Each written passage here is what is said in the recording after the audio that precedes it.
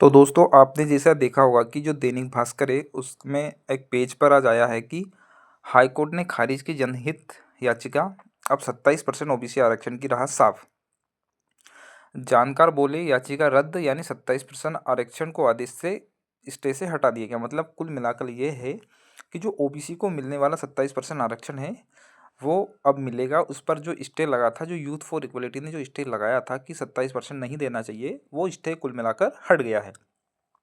और इसमें इसका मतलब ये है कि जो 13% ओबीसी होल्ड हटने के साथ साथ 13% अगर होल्ड हटेगा तो सीधा सीधा जो ओबीसी वाले को स्टूडेंट थे उनको जो 14% आरक्षण मिल रहा था तो 13 ये भी मिलेगा, तो उन्हें टोटल 27% आरक्षण मिलेगा। तो इसमें मतलब कि और लिखा है जो मैं आपको थोड़ा सा बता देता हूँ कि मध्य प्रदेश हाईकोर्ट ने उस जनहित याचिका को खारिज कर दिया है जिसमें अन्य पिछड़ा वर्ग को 27% आरक्षण देने के राज्य शासन के निर्णय को चुनौती दी थी। मामले की सुनवाई हाईकोर्ट के चीफ जस्टिस सुरेश कुमार कैत और जस्टिस विवेक जैन की युगलपीठ कर रही थी। यह याचिका सागर की यूथ फॉर इक्वलिटी संस्था की ओर से दायर की गई थी।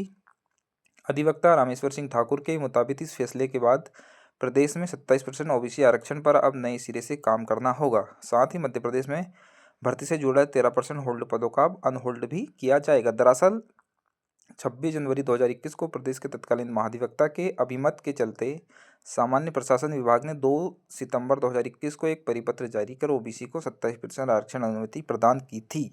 2021 में प्राप्त कर ली थी। इस परिपत्र में 3 विषयों को छोड़कर 27% आरक्षण का प्रावधान किया गया था। इसमें नीट पीजी प्रवेश परीक्षा 2019, पीएससी द्वारा मेडिकल ऑफिसर भर्ती 2020 और हाईस्कूल शिक्षक भर्ती 5 के विषय शामिल थे। अब देखो इसमें क्या हो जाएगा कि इनका कुल मिलाकर ये कहना है कि अब जो आरक्षण है वो ओबीसी को मिलने वाला है। जो होल्ड पद थे वो सभी अनहोल्ड हो जाएंगे।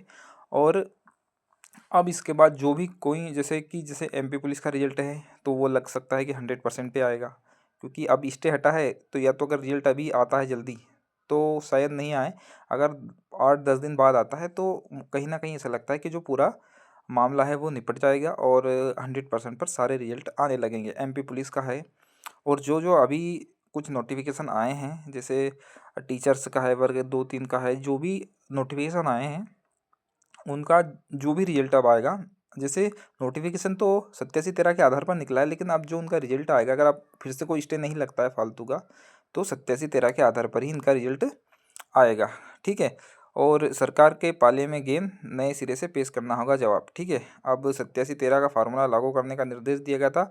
इस आदेश के बाद प्रदेश की सभी भर्तियां रोक लग गई थी। मतलब आपको पता है कि 2019 से जो सभी भर्तियां हैं उसमें कुछ पद होल्ड रखे जा रहे थे, तो अब ये सरकार के पास निर्णय आ गया है। ठीक है। ये थी इंदौर दैनिक भास्कर में। इसके साथ साथ एक जबलपुर की कटिंग भी आई थी कि उसमें भी थोड़ा सा आया था कि सरकारी नौकरियों में मिलेगा 27% आरक्षण। ठीक है।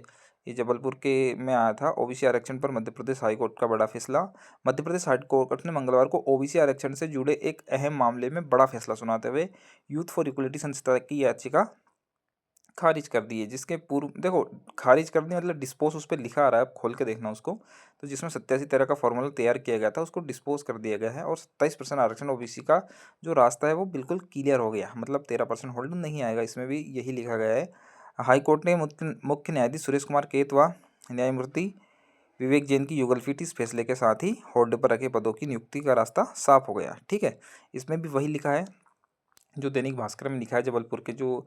तो कुल मिलाकर ये है कि अब सभी रिजल्ट 100% पर आएंगे। तो आप सभी को जो जो होल्ड बच्चे हैं उन्हें बहुत बहुत बधाई। और इससे देखो फ़ायदा किस किस को और किस किस भर्ती को होगा, ये भी बहुत सारे मैसेज आ रहे थे, तो मैं सबको बता देना चाहता हूँ कि इसमें फ़ायदा उन सबको होगा जिनका 13% होल्ड में है। मतलब जिसमें 13% होल्ड का लगा था, जैसे कि एमपी पुलिस भी है जिसमें 13% होल्ड है, वर्ग 1, वर्ग 2 और एनिमल हस्बेंड्री, इन सभी का स्टे हट जाएगा।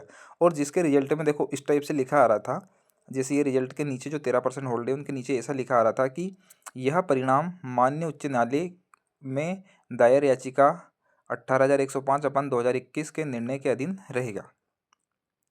न्यायालय प्रकरणों के परिपालन के आवेदन पत्र भरने वाले अभ्यर्थियों का परीक्षा परिणाम याचिकाओं के अंतिम निर्णय के अधीन रहेगा। मतलब जो जिसके रिजल्ट में ये लिखा आ रहा था, जो नीचे की जो 2 कोष्टक बने थे, 2 लाइन ये आ रही थी जिसके पे भी 18,105 लिखा आ रहा था, मतलब वो याचिका सारी क्लियर हो गई है। अब ऐसा लिखा नहीं आएगा, ठीक है। तो ये सब क्लियर हो गया और ये वाले पास हो जाएंगे, ठीक है।